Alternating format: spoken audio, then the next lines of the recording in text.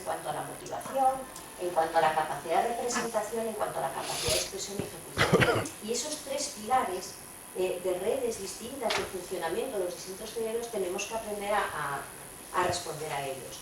Lo mismo Gardner, que también nos lo destacó con las inteligencias múltiples.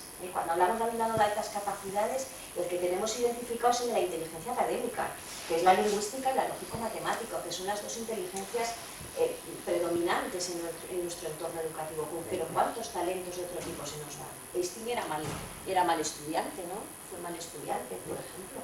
Porque también una de las características de las altas capacidades es la creatividad. Fomentamos la creatividad en las aulas, que es decir, nuestro sistema educativo es más rígido, ¿no? Y la persistencia en la tarea, la capacidad investigadora, etc. Entonces, yo creo que no es que seamos capaces o no, es que es el reto que tenemos delante, porque tenemos una responsabilidad muy grande, que es garantizar un derecho fundamental. Respecto a la organización por edades, yo creo que debemos romper con el imaginario del aula y pensar, como dice Mariano Fernández Enguita, en el hiperaula. Es decir, ya no podemos imaginar tanto el grupo clase, sino microgrupos docentes, equipos de docentes, con situaciones o momentos en el que haya 50 en una actividad con 5 profesores profesoras y luego espacios que permitan el trabajo individual, la investigación en ordenadores. Es decir, tenemos que romper un poco ese espacio, porque en el fondo buscamos organizar por niveles, pero siempre con el imaginario de que tenemos que organizar algo. Es que a lo mejor lo que necesitamos es mayor flexibilidad a la hora de organizar las clases. Bueno, pues como estáis comprobando, el hecho educativo es muy complejo y tiene muchísimas variables y muchas variables que intervienen, ¿no? Y que las cosas salgan bien o salgan mal, ¿no? Ejemplos de aulas multinivel tenemos muy cerca: los centros rurales agrupados, los CRAS.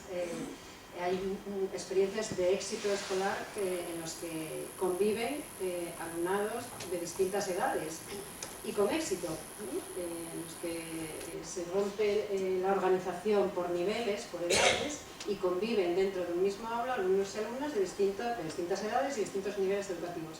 Y con éxito digo, por ejemplo, el CRA Castrillo Millas, uno de los más cercanos que tenemos. O sea, ya hay muchas familias que deciden escolarizar a sus hijos en el CRA Castrillo Millas, pues porque están muy cerca y porque saben que metodológicamente está ofreciendo alternativas que funcionan, que funcionan bien, ¿no? Que están funcionando, ¿no? Yo creo que el reto del sistema educativo es sacar lo mejor y buscar el éxito de todo el alumnado, pero no solo del sistema educativo a lo grande, ¿no? En abstracto, sino que cada profesora que entra en su aula, lo que quiere, lo que aspira es sacar lo mejor de cada alumno. No creo que nadie honestamente se conforme con un nivel medio para todo el mundo, ¿no? Sino que hacemos esfuerzos grandes por adaptarnos y conocemos a nuestros alumnos y alumnas y sabemos hasta dónde pueden llegar. Intentamos tirar de todos y cada uno de ellos hasta donde pueden. Como decía Nacho, hay otras variables, las variables familiares, las variables sociales, en fin. Nosotros tenemos que trabajar con lo que tenemos en las aulas y con eso hacer lo mejor posible, ¿no?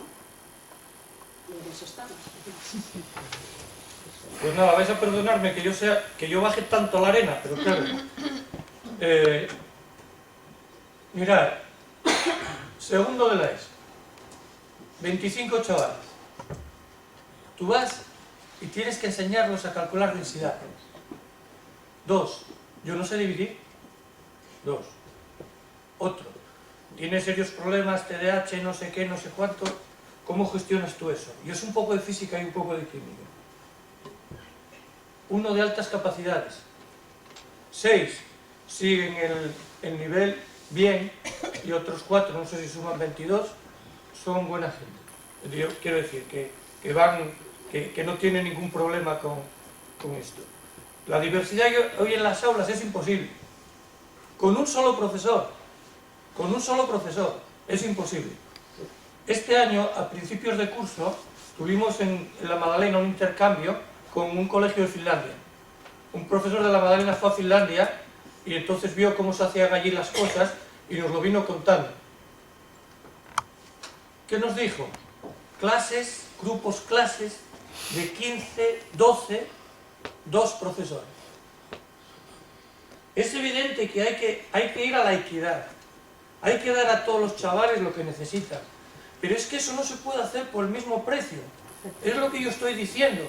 A mí, a un profesor que está con 25 chavales y que tiene que estudiar física, yo no puedo enseñar a leer a un chaval, a multiplicar a otro, el concepto de Sidalda y más allá, y al otro ponerle unas prácticas para que desarrolle sus altas capacidades. Yo solo no puedo. Y entonces hay que invertir. Y entonces nosotros, a lo mejor, como sociedad, tenemos que mirar a ver en qué hay que gastar el dinero. Tenemos que mirar a ver si la educación vale la pena, o si la sanidad pública vale la pena, o no. No lo sé. No lo sé. Mirad, el Premio Nobel de Física está dotado con 900.000 euros. 900.000 euros. Normalmente a repartir entre 3, los 3 que más saben de física del mundo mundial. Cada uno 300.000 euros. ¿Queréis que os cuente cuánto gana Messi al año? Los chavales no quieren ser premios Nobel de Física. Quieren ser jugadores o influencers o youtubers.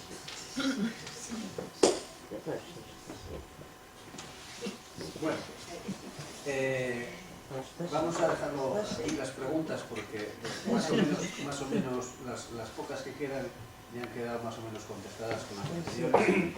Entonces vamos a pasar a un turno de preguntas del público, si estáis interesados en hacer alguna pregunta sobre este tema. ¿Alguna pregunta?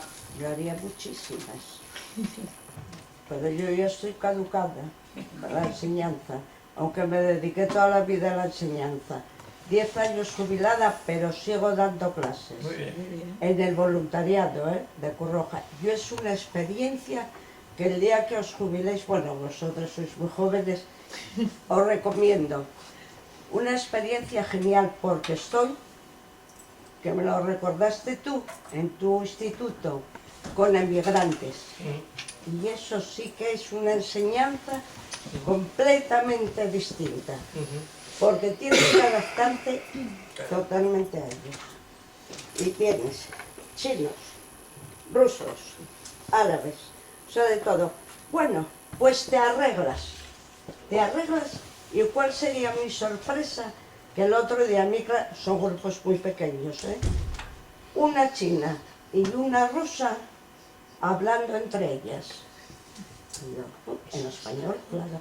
Y me di cuenta que eso era una cosa mía y de mis compañeras que nos dedicamos a eso.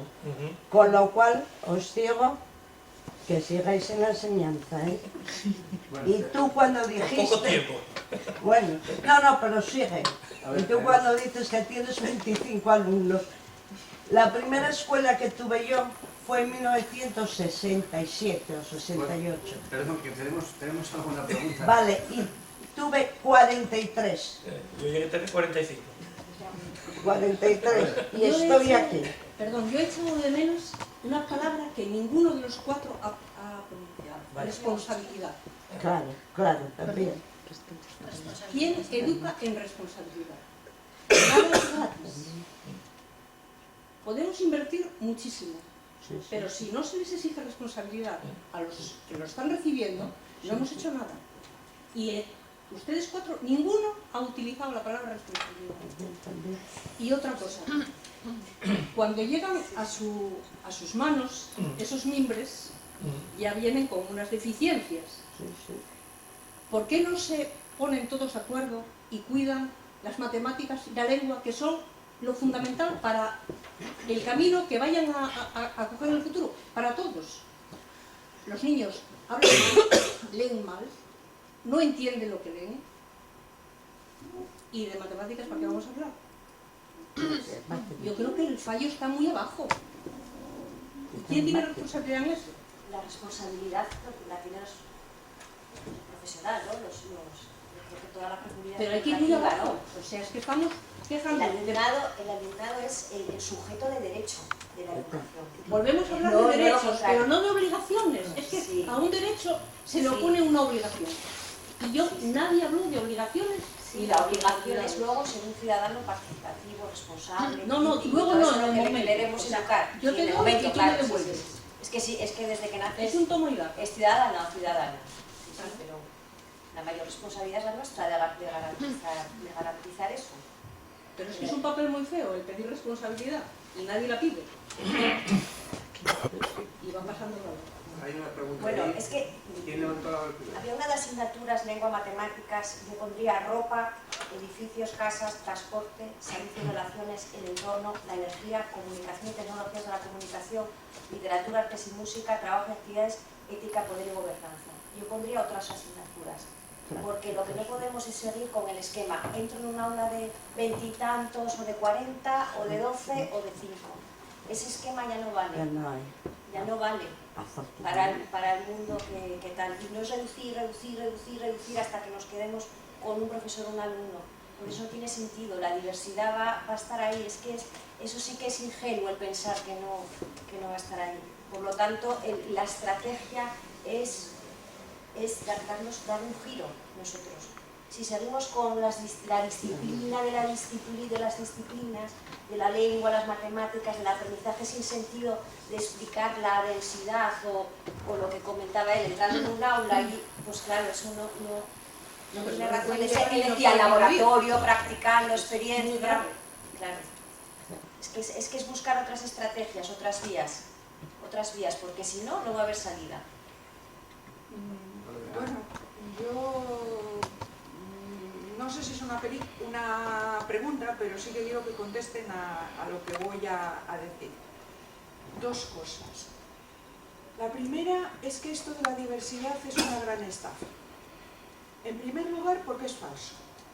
En la vida nadie va a tratar con la diversidad que se va a encontrar en el aula donde está. ¿Por qué? Porque la vida te va llevando a ciertos caminos profesionales y salvo los 8 o 12 años que pasaste en la escuela y en el instituto aguantando al petardo que hace palmas cuando tú quieres enterarte de qué es lo que pasa, el resto de tu vida no vas a tratar con esa gente para nada.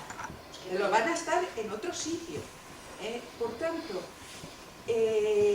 la diversidad incluye generalmente un profundo desprecio por la educación. Es tan enriquecedor tener allí a Zutanito, que tiene un retraso mental y me va a ayudar a mí a entender a ese problema, que en España no hay matemáticos brillantes. ¿Por qué? Porque los que hay se aburren en clase de que les expliquen por cuarta vez, a ver si lo entiende el de la tercera fila, lo que es sumar. Y acaban haciendo como mi sobrino, que me dijo, no, el año pasado andaba queriendo que se empezara ya a trabajar con números negativos. Y este año me dice que no mira la lección siguiente, porque como van a tardar un mes en llegar a ella, para no aburrirse, prefiere seguir con lo que hay.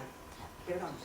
Entonces, la primera que quería decir era esa, que la diversidad es, a mi juicio, una estafa, en primer lugar. Y en segundo lugar, se habla mucho de derecho, se habla mucho de respeto y no se habla nada de libertad. Porque los alumnos no tienen ninguna libertad. No pueden elegir lo que quieren hacer, no pueden elegir lo que les interesa y no pueden hacer lo que les apetece. Si un alumno, desde que tiene 4 años, hiciera lo que tenía interés por hacer, no tendríamos alumnos problemáticos en las aulas, porque todo el mundo estaría haciendo lo que le apetece hacer. Lo que ocurre es que tengo 25 alumnos de su padre y de su madre, tan diversos en su diversidad diversa, que hay algunos que quieren hacer parapente y otros que quieren saber cómo se calcula la densidad de no sé qué. Porque en el fondo lo que nos ayuda a construir esas cosas de las que ponemos, con las que se pagan los impuestos y luego se le va a dar la paguina al que toca los bombos, es de saber la densidad. recalcular densidades, materiales, durezas, esas cosas, ¿no? Entonces, ¿por qué no tenemos matemáticos brillantes, ingenieros a nivel tal, o tenemos muchos menos de los que deberíamos? Pues sencillamente porque para que yo consiga que el de la tercera fila ponga un 2 en el resultado de la suma sin saber por qué lo ha puesto, tengo que dedicarle tanto tiempo que el que es brillante se está pinchando droga porque no lo aguanta. ¿Y qué hacemos con ese tipo de personas? Claro, claro. O sea, Nosotros no tenemos que hacer nada, que No, ellos nada. decidan lo que quieren hacer. Vamos a ver, ¿y ese tipo de chavales te los dejamos en la calle? No. Ah, claro. Es que lo que se les dice, no, atados es como los tenemos ahora. ¿Eh? Ahora los tenemos atados en un aula, evidente. Sí, los Diciéndoles. tenemos recogidos en una. diciéndoles todos los días, No hay cuerpo. eres idiota. No, Entra el no, profesor no es en la verdad. clase y les No, dice, no, Yo- claro que eres sí. idiota. Yo no sé su mundo cómo es, el mío no es así. No, Uno, no. en este país hay matemáticos brillantes. Sí, sí. Ignacio Cirac Sí. es un matemático, un físico brillante que está en el instituto más Ya grande. ingenieros brillantes, ya. En Oviedo tenemos a Santos González, que es otro matemático brillante. Y tenemos bastantes matemáticos brillantes. Vamos a ver. Ah, bueno, Yo- son bastantes. Bueno, es que tampoco me quiero extender, pero mire, No, pero a ver, lo pero que vamos acabo a de ver, decir de yo- que el yo- profesor cuando yo- entra en el yo no- aula le yo no dice a puedo esos estar de alumnos acuerdo- continuamente, yo no puedo estar de acuerdo que no con la- valen, es verdad. con la posición suya. Mire, No, no. después dicen, es que solamente hay derechos. No. Hay deberes. Real Decreto de Derechos y Deberes de los Alumnos. Artículo 1. Los alumnos tienen el deber del esfuerzo, del trabajo y del estudio. Ahora, otra cosa es que esto se exija con la fuerza necesaria. Bien, pero deberes hay.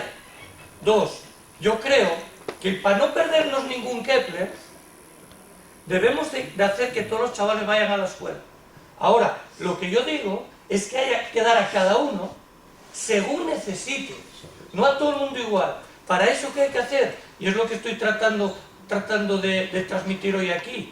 Hay que invertir en educación. Claro. Hay que poner más profesores, hay que disminuir las ratios, los profesores tienen que estar mejor preparados, hay que invertir en educación. ¿Se invierte en educación No. o se invierte en otras cosas? Yo creo que esto es lo que hay que hacer. Y a ver, y una sociedad articulada, y una sociedad democrática y tal, debe incluir a todo el mundo, con las capacidades que tenga cada uno. Y eso de que la diversidad en la calle no se convive con ella, yo digo que no. Yo en la calle estoy viendo la misma diversidad que hay en los institutos. Que vaya allí cada uno y que haga lo que le parezca, me parece estupendo, pero yo creo que eso desde una enseñanza reglada es inabordable.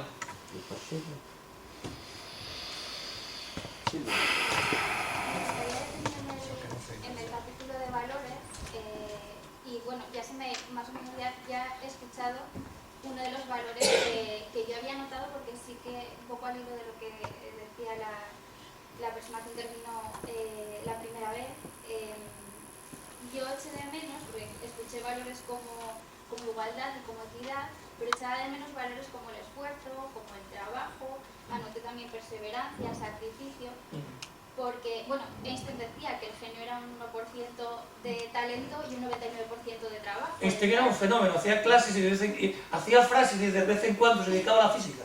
Sí, y entonces yo había notado eso porque yo no pertenezco al mundo educativo, pertenezco al mundo jurídico y a veces me relaciono con los chavales, digamos, de una manera menos amable, ¿no? Más desagradable.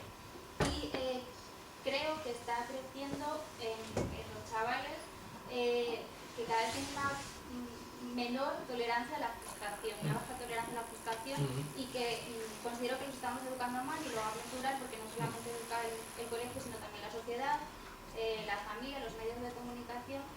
Y mi pregunta es, ¿qué hacemos con esta problemática? Porque si no incorporamos a los valores el esfuerzo de que yo tengo que trabajarme las cosas, y a veces las consigo y a veces no, pero tengo que aceptar que a veces no salen o a veces tengo un no por respuesta. Y frente a eso, pues, tenemos chavales que no aceptan esto y que además muchas veces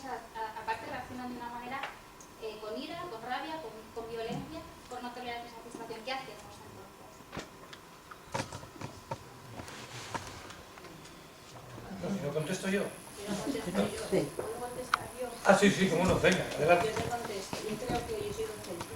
Yo creo que la educación, los profesores y los centros sí trabajamos el esfuerzo y el trabajo. La pregunta que hago yo es, ¿la sociedad reconoce el esfuerzo? ¿O la sociedad reconoce los programas de Sálvame de Luz, supervivientes que ganan todo eso que ganan? ¿O mujeres, hombres y viceversa, que son los modelos desgraciadamente en los que se ven?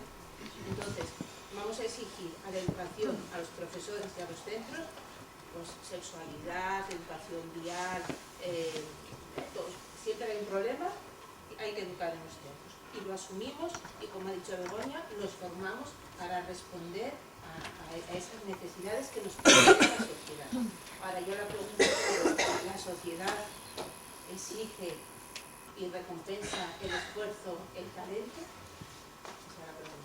Hay modelos también de una niña, ¿no? En Facebook por el medio ambiente, movimientos de change.org, en Twitter hay también ¿no? de defensa, si hay algunas defensas machistas. Quiero decir que igual que hay Sálvames y Mujeres, Hombres y Viceversas, hay también una juventud y una infancia con unos valores increíbles, que es sensible más a las injusticias y a la corrupción. Que decimos, hay más corrupción que nunca. A lo mejor es que antes estaba tapadina y se entendía como normalizada. A lo mejor lo que estamos madurando como sociedad es ser sensibles a ello.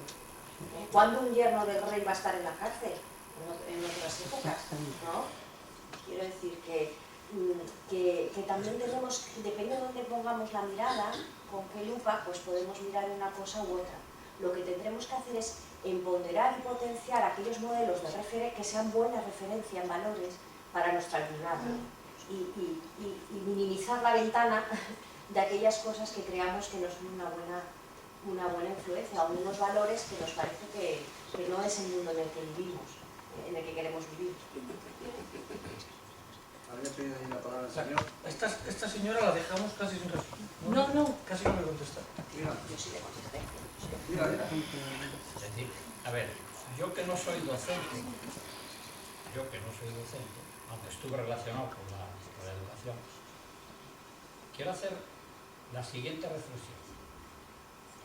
España ahora se considera en el mundo mundial que la sanidad española está entre las mejores. El nivel de sanidad de España está entre las mejores.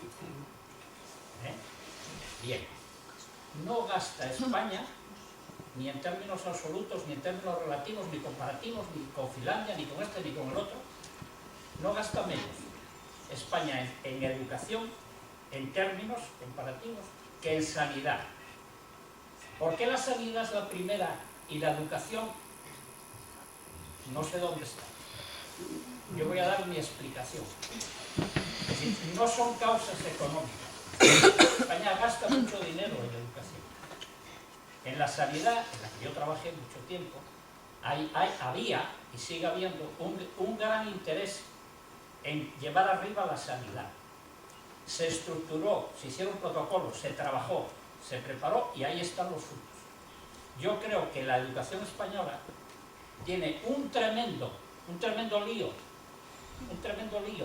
una tremenda desorganización, una tremenda ineficacia en el gasto del dinero y tal, y esta es la consecuencia de lo que pasa.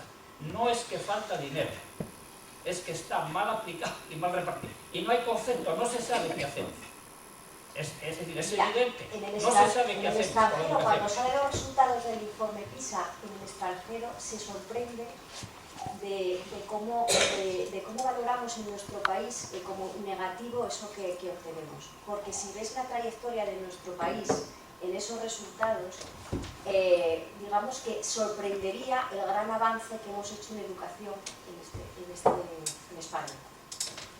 Lo que pasa que vemos la mirada de dónde estamos, ¿no? Pero el avance ha sido abismal. Lo que pasa que es cierto, nos queda mucho trabajo de inversión económica y también de cambios en la propia estructura del sistema y de ir respondiendo a las exigencias no voy a decir ya del futuro, del presente en el que estamos. Es que luego la realidad es tozuda. Sí, buenas tardes. Yo sí que estoy relacionado con la docencia. Estamos a 4 días de unas elecciones. Hemos pasado un mes desde las últimas elecciones. En los últimos 15 años ha habido reforma educativa tras reforma educativa. ¿De qué forma influye, o creéis vosotros que influye, reforma tras reforma, ley tras ley, unas pisándose a otras, sin unos criterios claros, en la forma de educar a los niños, en la forma de educar no solo a los pequeñitos, sino a los granditos, a las universidades? Es decir, ¿vosotros creéis que es necesario un pacto nacional por la educación y que haya una ley educativa y que se mantenga esa ley educativa para poder avanzar? Deseable seguro, pero cuando hablamos de educación hablamos del mundo en que vivimos. Yo cuando hablaba la compañera, pues, o sea, no te puedo responder porque el mundo en el que queremos vivir no es el mismo. Cuando hablamos de educación hablamos de la arcilla que tenemos para moldear. ¿Y qué queremos? ¿Qué mundo queremos? Y eso, ahí está la política, es que es inevitable, porque los valores que buscamos o el mundo que queremos va a ser distinto. Por eso es tan difícil. Deseable, seguro. No estás respondiendo. Posible, yo lo veo complejo, porque el hecho es complejo. Y está implícito lo que buscamos. Es difícil. Y no hay que ir a tantas Para nada. de leyes orgánicas, también es un mito, Las hubo y muy importantes, Sí, pero que han 70, reformado la educación 70, desde su base. 70, y la ley universitaria se ha reformado desde su base. Mira, 70 Ley General de Educación, 90 LOCSE, estamos hablando 20 años, 2003 LOCSE, y luego LOE 2013. Y luego la LOCSE no fue una nueva ley, fue una modificación, un artículo único. Pero sustancial, una modificación Pero una sustancial. modificación importante, Claro. básica, en los pilares. importante, básica en los pilares, claro, porque cada partido político que está pues, Claro. lucha por, o sea, Vamos a ver, por la esa prioridad. es la reflexión que yo os hago, o sea, Claro. que si no es necesario, que todos los partidos en lo básico se pongan de acuerdo, Es imposible. y que Es luego... imposible. El mundo- ¿Cómo se van a poner de acuerdo en la educación? A ver, oye, y ya que veo que hay aquí gente enterada, de todas esas leyes orgánicas de educación, ¿cuántas fueron acompañadas de una memoria económica? LOCSE. LOCSE creo que sí. Sí, lo LOCSE. que se incorporó Punto. muchísimos recursos. Se acabó. Es decir, vale, yo hago una ley orgánica, modifico la educación y el dinero no hay, vale. Y la evaluación. Volvemos a lo de siempre. Que los políticos se pongan de acuerdo con la educación, joder. Qué bien, qué bueno sería. Pero no hay manera. Dos, yo creo que, no sé, ¿interviene algún docente en la elaboración de las reformas? ¿Se escucha a la gente que está en el aula? Porque vamos a ver, el papel aguanta todo. Otra cosa es entrar en un grupo de tercero de eso a dar matemáticas. Eso es muy distinto. Yo te invito a que vengas el miércoles que viene, que precisamente vamos a hablar de esto. Y aquí seguro que tu trabajo lo hacías igual de bien, y de tal, independientemente a veces de la ley que hay, ¿no? A veces las leyes No, evidentemente. son como si estuvieras en una tempestad en el mar, pero luego... No hace falta leyes, no hace falta leyes. Por eso te Es digo que los ratios... que a veces vamos tampoco ver, tienen efectos también... son las llamadas de teléfono. Es decir, es que, oye, que tú has suspendido a 7 alumnos y solo puedes suspender a 3 en esta clase. Es la llamada de teléfono de... oye, ¿qué pasa con esta asignatura que suspende casi todo el mundo? Porque el que saque buena nota no pasa nada. El problema es que haya fracaso, que se suspenda. Eso no quiere nadie, ¿no? Ya. Pero ¿dónde está? Pero entonces, para que no haya fracaso, entonces bajamos el nivel. Ese es el error, yo creo, por eso yo no. Bajamos el nivel, Claro. bajamos el nivel y yo ya estoy en el subsuelo, en la universidad, Pero es que tercero de medicina. quiero eliminar el nivel. Si damos opciones, Mirad, hay una Tercero ascensor de aquí medicina. hay un ascensor aquí en este edificio. ¿Alguno de ustedes tiene movilidad reducida? No. ¿Han utilizado el ascensor a lo mejor para subir al baño? Sí. ¿No? Ha habido la opción. A lo mejor han subido al ascensor y no lo necesitan. Pues eso es a lo que tenemos que tender. A que no haya un nivel, porque si no bajamos, subimos. Es que hay que Pero romper el con la nivel idea es del básico, el nivel es redactar un tema. Hay que dar Es decir, opciones. redacción, una redacción sobre un tema que se pregunta, no la típica pregunta de test. Es que en tercero de medicina los alumnos ni saben redactar, ni saben escribir porque cometen faltas de ortografía por un tubo. Y van a ser en 3 años médicos que van a encontrarlos en la puerta de urgencias. Y cuando redacten el informe, le va a poner una ver sin H. Que eso sea lo peor, ¿no? Exactamente, y eso no es Si lo voy a ser peor. operada, me da igual que Y eso no es lo ponga peor. el hígado. Pero que me lo Y eso no dejen es lo de- peor. A ver, Carmen. Yo lo que quería decir es un poco uniendo el tema de lo que comentó aquí. Se estaba comentando de que es muy importante que todo esto es una cuestión de una comunidad educativa. Y es que eso se nos escapa un poco de las normas. La educación es importante, pero es importante para todos. Y tenemos que, en algún momento, no sé cuándo, la sociedad se tiene que plantear qué tipo de ciudadanos queremos en el futuro. Si nosotros nos planteamos qué tipo de ciudadanos queremos en el futuro, vamos a ver qué hacemos. Por supuesto que va a haber distintas ideas con respecto a la educación, porque cada persona tenemos una. Todos los padres te dicen cómo tienes que hacer las cosas cuando llegan a hablar de sus hijos, porque todo Dios entiende. La gente no entiende de medicina, no le cuestionan al médico cómo tiene que operar, pero sí le cuestionan al maestro una y otra vez cómo tiene que enseñar, y cómo es su hijo, y cómo tiene que hacerlo, y cómo tiene que decirle. Sin embargo, lo demás está. Entonces, es diferente porque a nosotros no se nos ve, no se nos respeta, ese respeto no se nos deja como profesionales que nosotros hacemos muchas veces, sino simplemente se nos da desde todos los puntos de la sociedad cómo tenemos que hacer las cosas. Entonces, nos cambian tal, nos reforman no sé qué, nos ponen lo... Y nosotros aguantando. Ahora tienes 2 profesores, ahora te quito, ahora no tengo medios, ahora te pongo, ahora te... Y ahí estamos, muchas veces, con todo lo que eso supone. Hasta que no nos demos cuenta de que esto es una tarea de todos, y de que los niños son de todos, y que los padres, cuando van a tener un hijo, tendrán que tener la responsabilidad de saber que le tienen que poner límites, normas, una serie de cuestiones, una serie de responsabilidades, no vamos a hacer nada. Es como, no sé, intentaremos cada uno en su clase hacer lo que quiera, pero es una cuestión muy seria que habría que en algún momento abordar desde la comunidad educativa total, global, y para ver lo que queremos. Y por supuesto que habría que consensuar, pero va a ser un tema político siempre. Siempre va a ser un tema político, porque al gobierno que esté de turno le interesa un ciudadano determinado y va a luchar por que sea ese ciudadano. Y al otro sistema político le interesa otro ciudadano diferente, entonces va a querer otro ciudadano distinto. Y el problema es que los maestros, los docentes, estamos ahí en medio, pim pam, y a ver qué. Y cada vez es a ver qué viene. Y eso no se está reconociendo y es complicado. No es Desahogo. Muy bien. Desahogo. Mira, una cosa que está pasando ahora mismo en Avilés. Todo el mundo lo leíste en los periódicos. Chicas del Instituto X, Y y Z implicadas en rollos de las redes sociales de fotografía. Chicas del instituto, colegio y tal. Digo, ¿cómo del instituto y colegio? Por detrás de eso, en estos institutos, en estos colegios, lo están haciendo mal, porque son del instituto. Digo, ¿cómo chicas del instituto? Todas esas chicas son menores, por lo tanto tienen que estar escolarizadas. Forzosamente tienen que estar en un instituto. Y todo eso no se hizo en un instituto. Luego, no pongáis la noticia en la prensa como si la culpa fuera del instituto. ¿Os dais cuenta lo que quiero decir? Fulanita del instituto, del colegio tal. Pero si es que eso lo hizo en su casa. Y lógicamente que es de un instituto, porque si tiene 14 o 15 años, en algún sitio tiene que estar.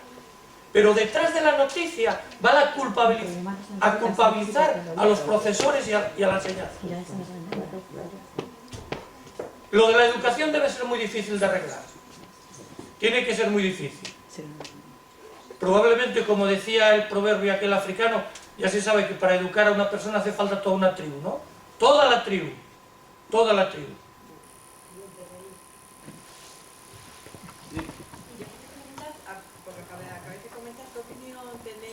De que los niños ya desde muy pequeña edad puedan llevar precisamente móviles en el colegio. ¿Qué os parece a eso?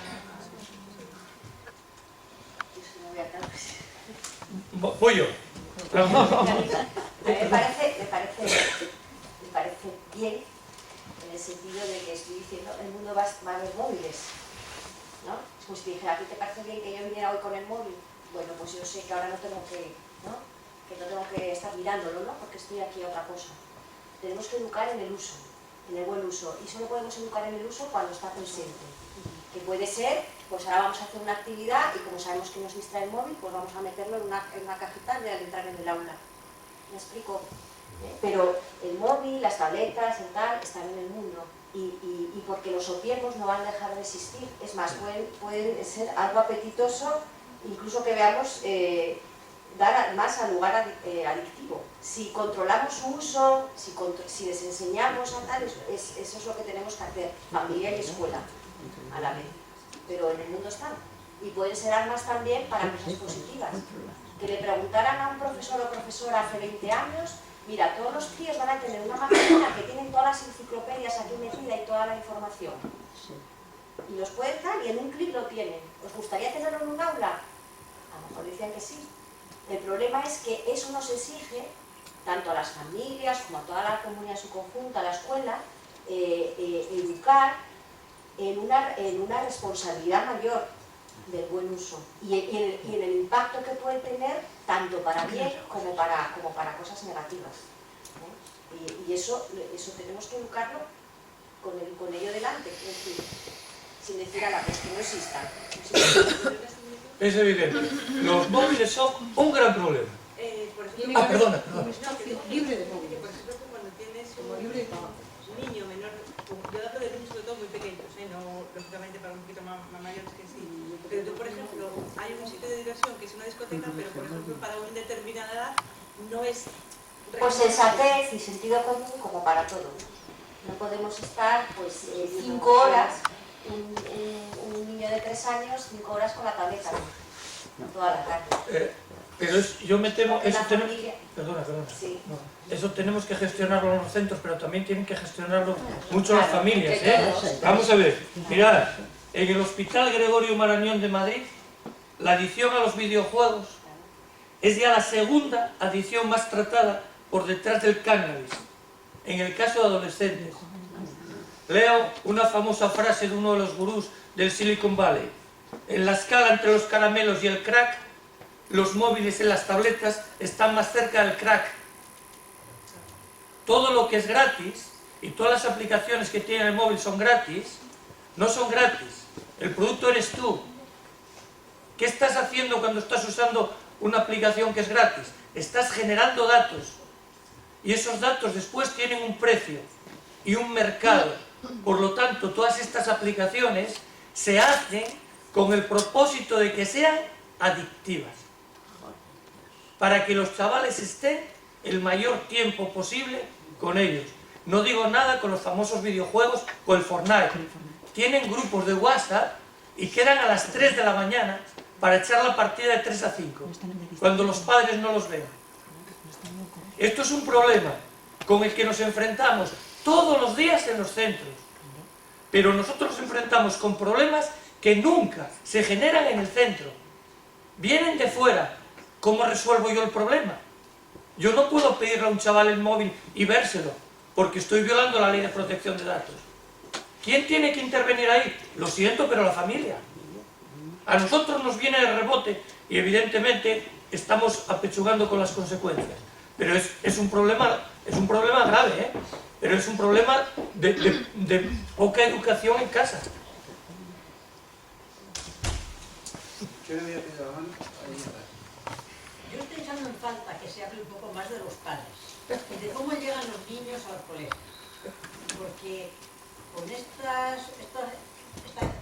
años que llevamos de padres a abuelos, que hay que tener hijos a los 45 años, cuando ya no puedes correr tras de ellos en el barrio, cuando no sé qué, pues los niños tienen la tablet ya cuando están en la sillita. Y los jueguecitos para que no den guerra. O sea que nacen ya, no les falta más que tener el chupete. A lo mejor soy muy extremista. No estamos hablando de padres y de madres porque veníamos a hablar de metodologías educativas. Ya, pero los niños llegan con un Pero base. terminamos hablando de móviles. Pero sí que es verdad que eso la escuela se enfrenta a muchos retos porque nuestra cultura, nuestro estilo de vida es diferente y las familias se encuentran también con muchos retos y muchas dificultades porque culturalmente nuestra sociedad ha cambiado mucho en poco tiempo, ¿no? Y cómo mis padres me educaron a mí no tiene nada que ver en cómo yo eduqué a mis hijos y cómo yo eduqué a mis hijos no tiene nada que ver en cómo amigas más jóvenes están educando a los suyos, ¿no? Y todo esto es complicado de gestionar, pero tampoco tenemos que tener una visión apocalíptica del problema porque entonces no veríamos la solución. Y hay muchas cosas que se están haciendo bien, hay mucha gente que tiene mucho sentido común y mucha serenidad en educación, y muchas familias responsables, concienciadas, que se forman también, que buscan la manera de colaborar con los centros educativos. Entonces, bueno, el panorama es complejo, pero ver solo el lado vacío del vaso no creo que nos ayude mucho. Hay que buscar soluciones, hay que plantearse retos, hay que pedir más recursos, por supuesto que sí, ¿no? Mejorar las condiciones laborales, por supuesto que sí, ¿no? Y todo eso revierte en la mejora de la educación. Porque todo lo demás nos perjudica muchísimo, como comentaba la pregunta. Los cambios legislativos, no llegar a consensos, todo eso le hace un daño al sistema educativo, lo desprestigia, pero lo desprestigia por encima de cómo está realmente el sistema educativo. Entonces, qué importante sería, efectivamente, que llegáramos a consenso y que llegáramos a unos acuerdos mínimos. Qué bueno sería para la educación, qué bueno sería que todos estuviéramos culturalmente orgullosos con lo que estamos haciendo en nuestros centros educativos, ¿no? Bueno, yo quiero pensar que hay que caminar en esa dirección, ¿no? Hay que caminar en esa dirección, ¿no? ¿Alguna pregunta más? ¿No? Bueno, yo creo que es buena hora. Entonces voy a pedir un aplauso para nuestros 4 ponentes.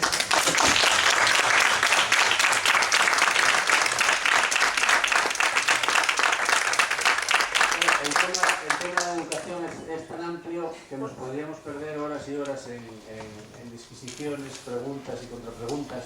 Entonces vamos a ponerle punto final aquí, agradecerles a todos la presencia y recordarles que el miércoles que viene, si no hay ningún problema añadido, habrá otra sobre legislación educativa.